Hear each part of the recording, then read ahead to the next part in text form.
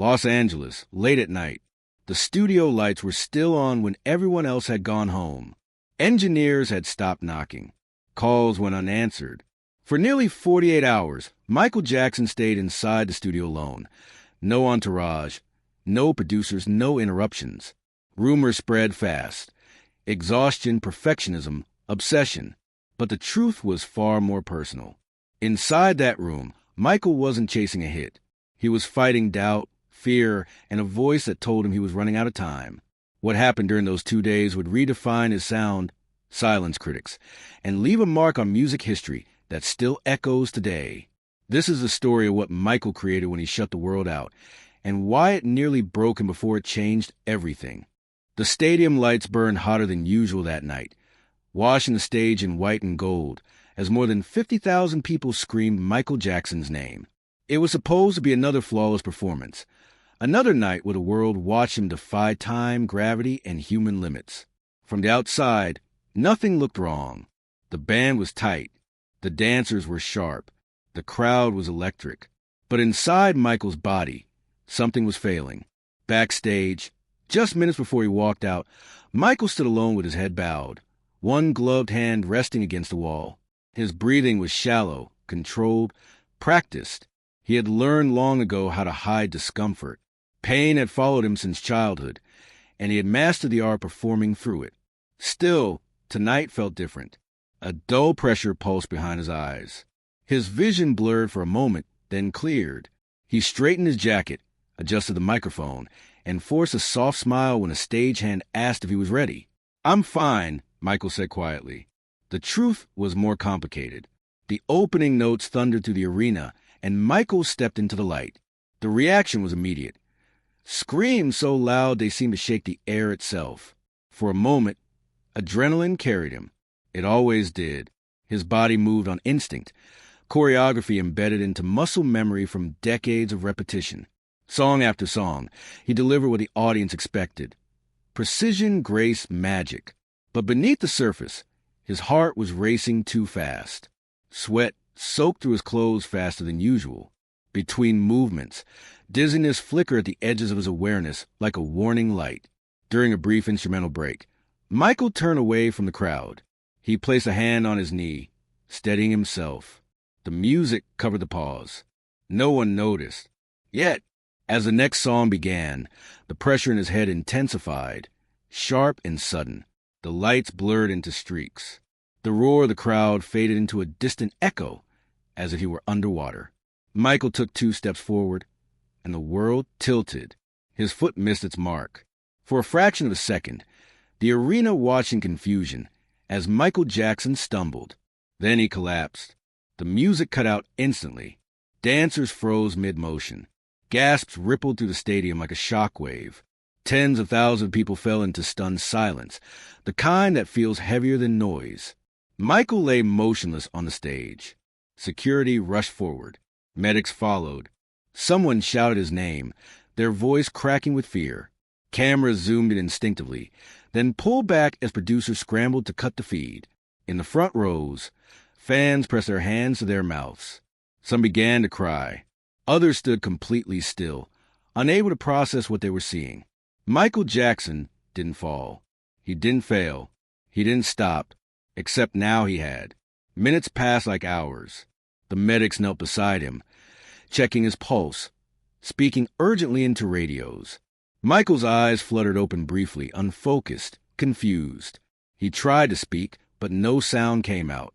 His head throbbed violently, as if his skull were splitting from the inside. Backstage staff argued in hushed, panicked voices. Cancel the show. Clear the stage. Protect him from cameras. Protect him from himself. And then something unexpected happened. From somewhere in the lower stands, a single voice cut through the silence. "Michael, we're here." It wasn't loud. It wasn't hysterical. It was steady, strong, filled with emotion but not fear. One voice became 2, then 10, then hundreds. "We love you, Michael." The chant spread slowly, organically, until the entire arena was speaking to him, not screaming at him. The noise didn't demand anything. It offered something. Support.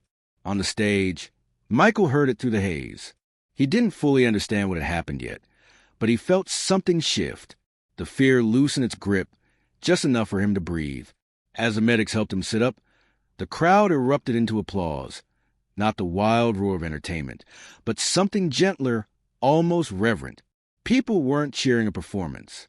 They were cheering a human being who had fallen and was still there. Michael raised his hand weakly, acknowledging them.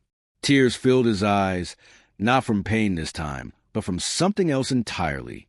For years, he had believed the world only loved the image, the perfection, the spectacle, the legend. Lying on that stage, surrounded by silence turned into compassion, he felt something he hadn't felt in a long time. He felt seen. As he was escorted off stage, supported on both sides, Michael looked back once more at the sea of faces. No one was leaving. No one was angry. No one was demanding refunds or answers. They were waiting. And in that moment, weak, shaken, vulnerable, Michael Jackson understood something that would change him forever. This collapse wasn't an ending. It was the beginning of a truth he could no longer ignore. Behind the curtain, the noise of the arena faded into a distant hum as Michael Jackson was guided down a narrow hallway toward a private medical room. His legs felt unsteady, as if they no longer fully belonged to him. Every step sent a dull ache through his body, and the pounding in his head refused to ease. Inside the room, the door closed softly, sealing him off from the world he had just left behind. Medics moved quickly but carefully. One checked his blood pressure. Another shone a small light into his eyes. Someone placed an oxygen mask over his face, instructing him to breathe slowly. Michael obeyed, though each breath felt shallow, unsatisfying. "Michael, can you tell me your name?" a medic asked gently. "Michael?" "Jackson," he whispered, his voice hoarse. "Do you know where you are?" "Backstage," he said after a pause. "The show." The medic exchanged a look with his colleague. "You collapsed on stage. Do you remember feeling dizzy before you fell?" Michael closed his eyes. Images flashed through his mind. Bright lights, roaring sound, the sudden tilt of the floor. "Yes," he said quietly. For a while now, that answer landed heavier than the fall itself. They helped him lie back on a small couch. Someone draped a blanket over his shoulders. The room smelled faintly of antiseptic and metal, a sharp contrast to the heat and chaos of the stage. Outside, the audience waited. Inside, Michael was forced to confront something he had spent years avoiding. A doctor arrived, older than the others, calm and deliberate. He introduced himself softly and began asking questions, not just about tonight, but about the weeks leading up to it. "How long have you been feeling unwell?" Michael hesitated. He had always struggled with this question. Admitting pain felt like failure. "I get tired," he said carefully. "That's normal." The doctor didn't challenge him. "Any headaches?" "Yes." "Dizziness?" "Yes." "Sleep?" Michael looked away. "Not much." The doctor nodded slowly, writing notes. "Michael, your body has been under extreme strain for a long time. Tonight wasn't an accident. It was your body telling you it's reached a limit."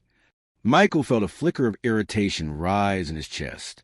He had heard similar warnings before. "I've always pushed through," he said. "That's what I do." "And that's why you're here now," the doctor replied, not unkindly. Silence filled the room. Michael's thoughts drifted to the stage. The moment he fell, the fear in the air, the sudden quiet. For the first time, he realized how close he had come to something worse. "What happens now?" Michael asked. The doctor took a breath. "Now, you don't go back out there tonight. And honestly, you shouldn't be performing at all until we understand what's happening." The words felt unreal. Not performing wasn't an option in Michael's mind. It was unthinkable. The stage was where he existed most fully, where pain disappeared, where he felt purpose. "I can't cancel," Michael said. "They came to see me." "They came to see you alive," the doctor replied. "Not broken." A knock came at the door. A tour manager stepped in, face pale, voice tight with tension. "The crowd is waiting. They want to know if you're okay." Michael sat up slightly. "Tell them," he paused, choosing his words carefully. Tell them I'm sorry. Tell them I love them." The manager nodded and left. Alone again, Michael stared at the ceiling. His chest felt heavy, not just physically, but emotionally. The collapse had stripped something away, an illusion he had clung to for decades. He wasn't invincible. Memories surfaced uninvited. Being a child, rehearsing for hours while sick, being told the show must go on, being praised for endurance, not honesty. Pain had always been the price of greatness. But tonight, pain had won. Another medic returned with results. Your blood pressure dropped suddenly. Severe exhaustion, dehydration, stress. This didn't happen overnight. Michael closed his eyes. Stress. The word barely scratched the surface of what his life had been. "What if I don't stop?" he asked quietly. The medic didn't hesitate. "Then next time, you might not wake up." That sentence echoed in his mind long after the medic left. For the first time, Michael felt fear not of public failure, but of absence, of not being there for his children, of leaving things unfinished, of vanishing without saying what mattered. A soft knock sounded again. This time, it was a security guard. "Michael, the fans. They're still there. They're chanting your name. They haven't left." Michael's eyes filled with tears. "They stayed?" he asked. "Yes," the guard said. "All of them." Something inside Michael shifted. He had always believed love was conditional, that the moment he stopped performing, it would disappear. But tonight, when he fell, when he was weakest, they stayed. He sat up slowly, despite the protests of his body. "I want to see them," he said. "Just for a moment," the doctor warned. "No standing." They helped him to the edge of the curtain. The noise rose as soon as he appeared. Applause, cheers, voices breaking with emotion. Michael raised a trembling hand. The crowd went quiet. "I'm sorry," he said into the microphone, his voice soft but clear. "I wanted to give you everything tonight, but I need to listen to my body. Thank you for waiting. Thank you for loving me." The response was overwhelming. Tears streamed down faces. People held signs high, messages of support instead of demands. As he was guided backstage, Michael knew something had changed. The collapse had exposed a truth he could no longer outrun. The world didn't need him to destroy himself to prove his worth. And deep down, he wondered if he was finally ready to believe that too. The dressing room was quieter than Michael Jackson had ever known it to be. Gone was the usual rush of voices, the hum of last-minute preparations, the nervous excitement before returning to stage. Now there was only the low sound of air conditioning, the faint ticking of a wall clock, and Michael's own breathing, slow, uneven, fragile. He sat on the edge of a leather couch, a towel draped around his shoulders, his head still throbbing. A small bandage rested near his hairline where he had struck the stage. It wasn't severe, the doctor had said, but it had been enough to scare everyone, enough to stop the show, enough to force the truth into the open. Michael stared at his hands. They trembled slightly. For most of his life, those hands had been instruments of perfection, precise, controlled, admired by millions. They had pointed, spun, reached, and glided through the air with supernatural confidence. Now they shook, betraying exhaustion he had spent decades hiding. The doctor returned, carrying a clipboard. He pulled a chair close and sat across from Michael. Not like a professional addressing a patient, but like a man speaking to another man. "I need to be very clear with you," he said calmly. "Tonight wasn't just a fainting spell. It was a warning." Michael nodded without looking up. "You've been running on empty for a long time. Sleep deprivation, physical stress, emotional overload. Your body can only compensate for so long." Michael exhaled slowly. "I've heard that before." "I know," the doctor replied. "But this time, you collapse in front of thousands of people. Next time, there may not be anyone to catch you." That landed. Michael leaned back, closing his eyes. Images flooded his mind. His children laughing at home. Prince tried to be strong. Paris watching him closely. Blanket holding his hand too tightly when he left for rehearsals. He had told them he was fine. He always told them that. A quiet knock interrupted his thoughts. The door opened, and his tour manager stepped in cautiously, as if unsure whether he was welcome. "The crowd finally left," he said. They didn't want to go. Security had to gently push them out. Michael opened his eyes. Were they angry? The manager shook his head. No, just worried.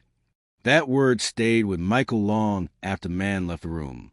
Worried, not disappointed, not demanding refunds, not chanting for him to return to the stage. Worried. He had built his entire identity around being needed only when he performed. Tonight challenged that belief in a way nothing else ever had. Another knock. This time, it was Katherine Jackson.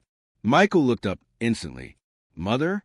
She stepped inside, her face tight with concern. She crossed the room quickly and cupped his face in her hands, inspecting him like she had when he was a child. Michael, she whispered, you scared me.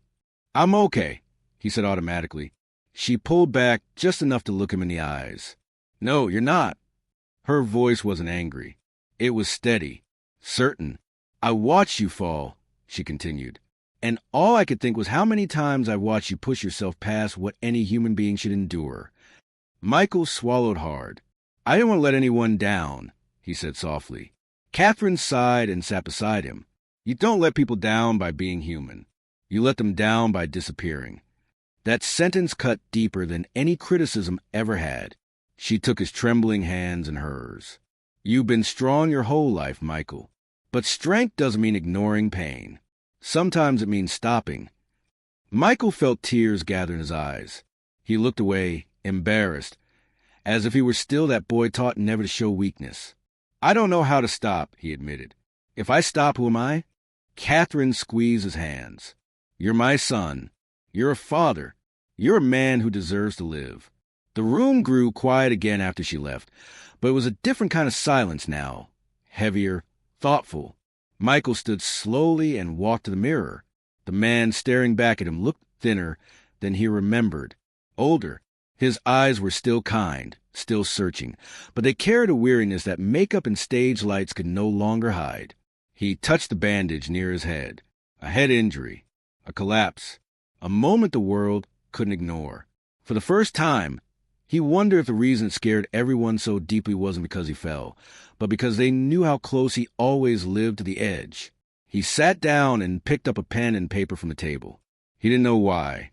He just felt the need to write. Tonight I fell, he wrote, and for once, the world didn't ask me to get back up immediately. He paused, his hand shaking. They waited. That realization brought a quiet ache to his chest. A security guard knocked again. Michael, there's something you should know. What is it? Michael asked. One fan, the guard said. She refused to leave. She stayed kneeling in the front row long after everyone else was gone. Michael frowned slightly. Why? She said she was praying for you. Michael closed his eyes. In all his years, stadiums, screaming crowds, hysteria, no one had ever told him something like that. Not praying to him. Praying for him. That distinction mattered. As the night wore on, Michael lay back on the couch, unable to sleep. His body was exhausted, but his mind was wide awake, replaying the moment he fell, the silence that followed, and the unexpected love that filled it. He realized something quietly, painfully clear. The silence after his collapse hadn't been emptiness. It had been care. And that care might be the most powerful thing he had ever felt. As dawn approached, Michael made a decision, one he'd been avoiding for years. Whatever the reason behind his collapse, whatever truth was about to come to light, he could no longer ignore it. Because this time, the world wasn't asking him to dance through the pain. It was asking him to survive. And for the first time, Michael Jackson was ready to listen. Morning arrived quietly, almost respectfully, as if the world itself was giving Michael Jackson space to breathe. Soft sunlight filtered through the curtains of the private recovery room, illuminating dust particles that floated gently in the air. Michael lay awake, staring at the ceiling, having slept no more than an hour. His body felt heavy, sore in ways no rehearsal had ever caused, but his mind was sharp, too sharp. The events of the night before replayed in fragments. The lights, the dizziness, the sudden loss of balance, the terrifying silence of the crowd, and then the blood. A nurse entered silently, checking monitors, adjusting a blanket. "Good morning, Michael," she said softly. "Morning," he replied, his voice hoarse. "How's your head?" "It hurts," he admitted, "but not as much as my chest." She gave him a sympathetic look. "The doctor will be here soon." When she left, Michael sat up slowly, careful not to move too fast. He reached up and touched the bandage again, tracing the edge with his fingers. The injury wasn't dramatic on paper. A superficial wound, a mild concussion, but the reaction it caused had been anything but small, because everyone had seen it. Not the superstar, not the legend. A fragile man falling. A knock sounded at the door. This time, it was the tour's head physician, Dr. Reynolds, followed closely by the stage manager and Michael's longtime bodyguard. Their faces were serious in a way that made Michael straighten instinctively. "Michael," Dr. Reynolds began, closing the door behind him, "we need to talk." Michael nodded. "I figured." The doctor pulled up a chair. "We reviewed last night's incident carefully. The collapse wasn't random." Michael's jaw tightened. "What do you mean?" "It wasn't caused by dehydration alone," the doctor continued. "And it wasn't just exhaustion. The injury to your head happened because you lost consciousness before you hit the stage." The room felt suddenly smaller. "So I passed out," Michael said quietly. "Yes." The word echoed in his mind. The stage manager shifted uncomfortably. "There's more." Michael looked up sharply. "Just say it." Dr. Reynolds didn't hesitate. "You've been experiencing recurring blackouts. Micro blackouts, most likely. Brief moments where your body shuts down under extreme stress. You didn't tell us." Michael looked away. "I didn't want the show canceled," he said after a long pause. "I didn't want everyone to panic. And instead," the doctor replied gently, "you collapsed in front of thousands." Michael swallowed hard. "You've been hiding symptoms for weeks," Dr. Reynolds continued. "Dizziness, blurred vision, chest tightness, insomnia. Your body has been sending warnings. Last night was the loudest one yet." Silence settled over the room. The bodyguard finally spoke. "Michael, we found something." Michael frowned. "Found what?" The man hesitated. "Blood. On a piece of stage equipment. Not from the fall." Michael's heart skipped. "What are you saying?" Dr. Reynolds sighed. "The injury on your head wasn't entirely caused by the collapse. You were already bleeding before you went on stage." Michael's eyes widened. "That's impossible." "Is it?" the doctor asked softly. "Michael, did you hit your head earlier that day?" Michael closed his eyes. The memory came back instantly. Hours before the show, alone in the rehearsal hall. The mirrors, the frustration, the misstep. He couldn't stop replaying in his head. The argument with himself that had turned physical, not toward anyone else, but inward. He had slammed his hand against the metal railing.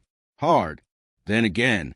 The third time, he lost balance and struck his head against a lighting rig. He remembered sitting on the floor afterward, stunned, feeling warm liquid run down his temple. He had wrapped a towel around his head, told himself it was nothing. "I didn't want to be late," Michael whispered. The doctor nodded slowly. "So you hit it?" "Yes." The stage manager rubbed his face. "Michael, that injury weakened you. Combined with exhaustion, stress, and lack of sleep, it made collapse inevitable." Michael felt shame wash over him. Not because he had fallen, but because he had endangered himself and everyone who depended on him. "I didn't think it mattered," he said. "I thought I could push through it. I always have." Dr. Reynolds leaned forward. "That's the problem. You always have. And now your body's refusing." The words hit harder than any fall. "We're postponing the next shows," the stage manager said firmly. "Non-negotiable." Michael's instinct was to argue, but for once, the fight wasn't there. Instead, he felt relief. A quiet knock interrupted them. A security guard poked his head in. "Michael, there's someone asking to see you. We normally wouldn't allow it, but..." "Who?" Michael asked. "A fan. She was the one who stayed last night." Michael's breath caught. Dr. Reynolds raised an eyebrow. "Are you sure this is a good idea?" Michael nodded. "Please." Moments later, a young woman entered hesitantly. She looked no older than 20. Her eyes were red, clearly from crying, and she clutched something in her hands, a folded piece of paper.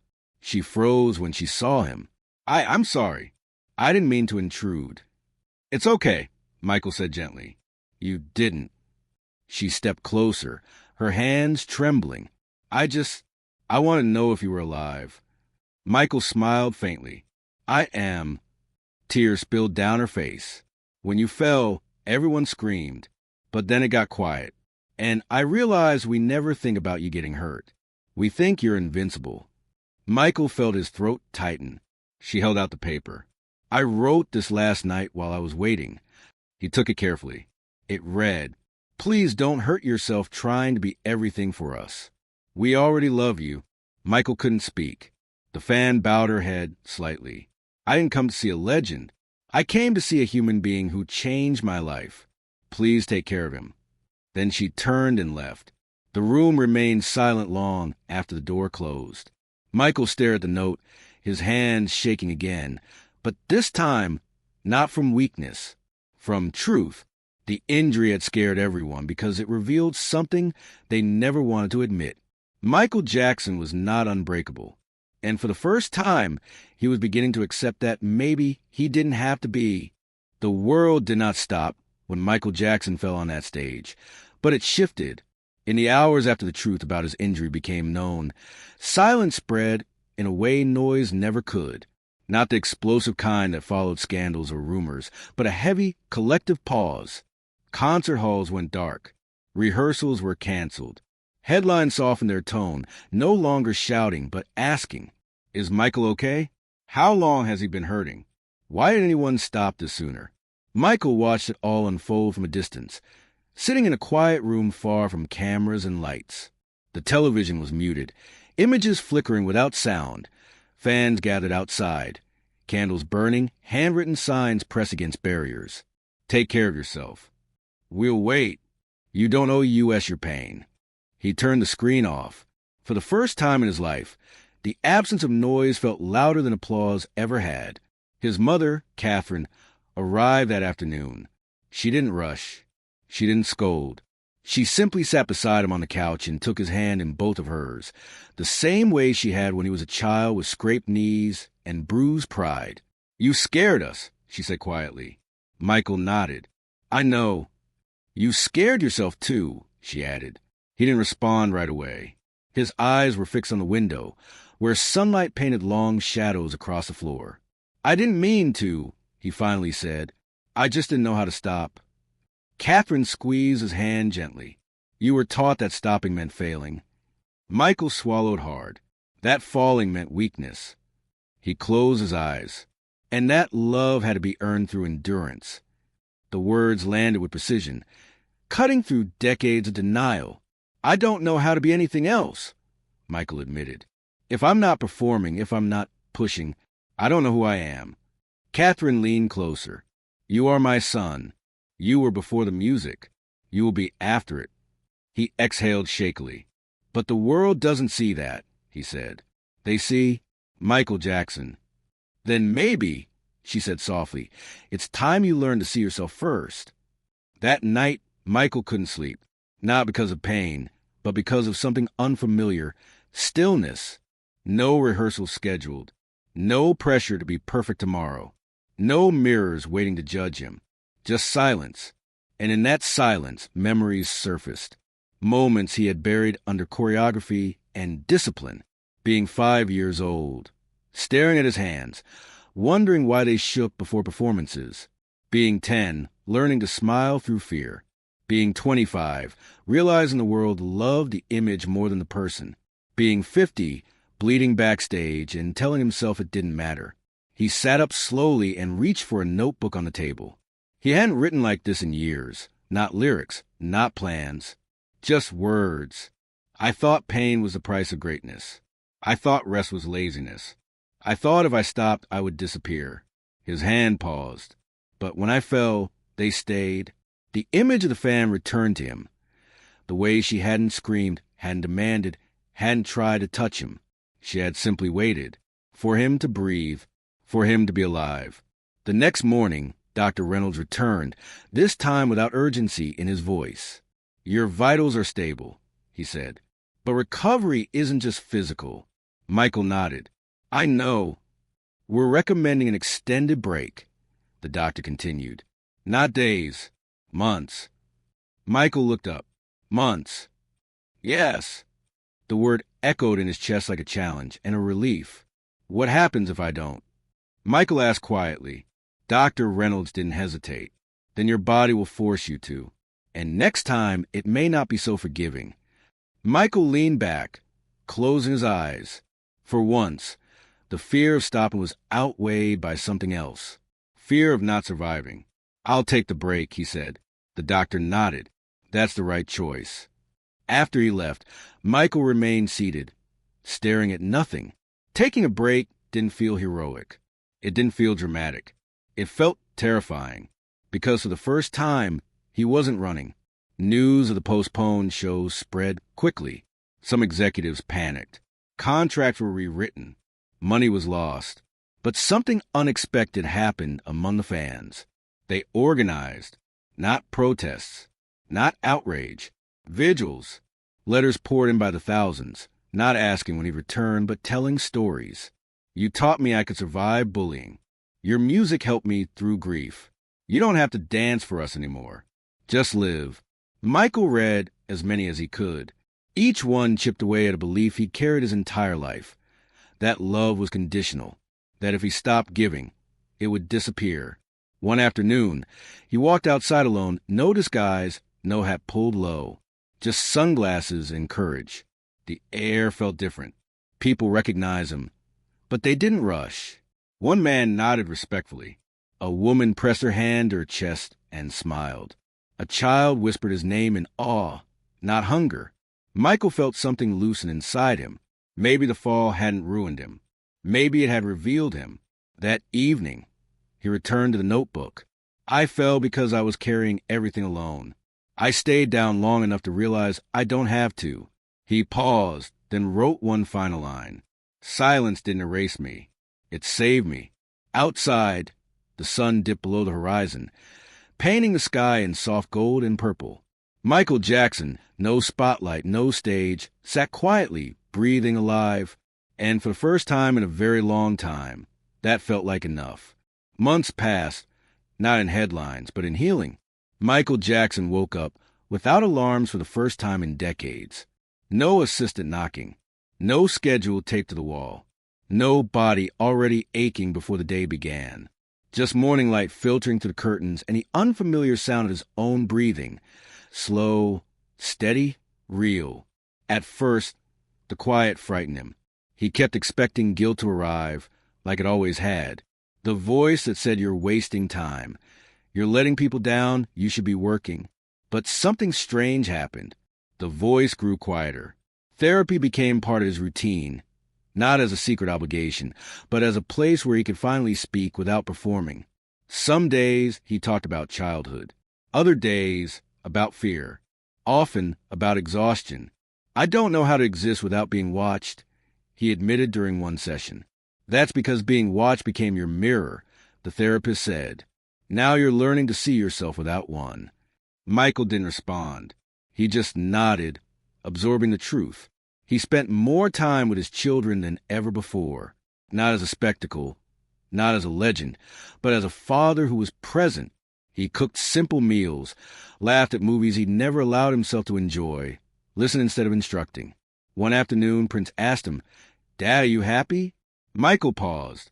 It was a question no one had ever dared to ask him so directly. "I'm learning," he said honestly, and that was enough. The scar on his head healed, but it remained faintly visible, a thin reminder hidden beneath his hair. It no longer embarrassed him. It grounded him. It told the truth his body had spoken when words failed. Eventually, the world began asking again, not when are you coming back, but how are you doing? Michael didn't answer right away. When he finally did, it wasn't to a press conference or a dramatic announcement.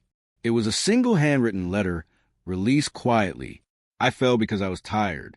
I stayed down because I needed to listen. I'm alive because I finally did. The response was overwhelming. Not hysteria, gratitude. And then, one evening, months later, Michael made a decision, not out of pressure, not out of fear, but out of clarity. He would return, not to prove anything, not to conquer a stage, but to close a chapter on his own terms. The venue was smaller than any he'd played in decades. No massive pyrotechnics, no illusions, just music. When the night came, the audience sensed immediately this was different. When Michael walked on stage, the applause was thunderous, but he raised his hand gently. "Please," he said softly, "let me speak first." Silence fell, not forced, but willing. "I want you to know something," he began. "The night I fell, I thought I had failed you." A murmur rippled through the crowd. But in the silence that followed, he continued, voice steady, "I learned something I was never taught. I don't have to bleed to be worthy. I don't have to break to be loved." His eyes glistened, but he didn't look away. And someone in that audience, one person, showed me that without saying a word. The crowd listened, breath held. She didn't scream. She didn't demand. She waited, and in that waiting, she reminded me I'm human first. Michael took a breath. Tonight isn't about perfection. It's about presence. He stepped back. The music began. And something extraordinary happened. He didn't push himself.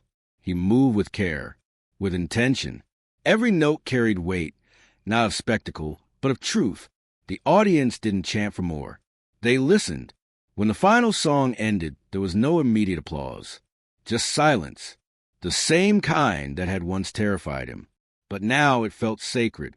Then the applause rose, not explosive, but deep, grateful, understanding. Backstage, Michael sat alone for a moment, hands resting on his knees. He wasn't shaking. He wasn't bleeding. He wasn't running. He was whole. Later that night, as he prepared to leave, someone handed him an envelope. No return address. They said, it was left at the door. Inside was a single piece of paper. "I was there the night you fell. I didn't know what to do. So I waited. Thank you for standing back up. But thank you more for showing us it's okay to rest." Michael smiled softly. He folded the note and placed it in his jacket. For years, the world had watched him dance. But now, finally, it had seen him stop. And in that stillness, something far more powerful had emerged. Not a legend, not an icon, but a man who survived himself. The moment Michael Jackson fell had frightened everyone. But the moment he chose to live, that changed everything.